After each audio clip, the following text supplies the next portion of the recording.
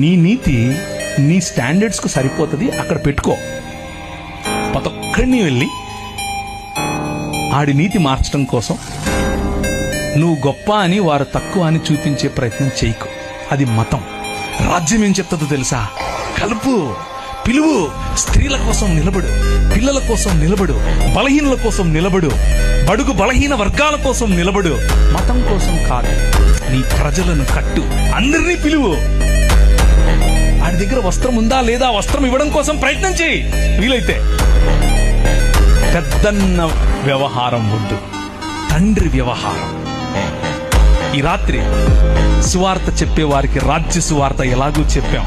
మనలో మనం నేర్చుకోవాల్సినటువంటి రాజ్య సువార్తకు సంబంధించిన విలువలు సాటి మనిషిని, సాటి విశ్వాసి అని మాత్రమే కాదు, సాటి మనిషిని గౌరవించడం, సాటి మనిషిని ప్రేమించడం.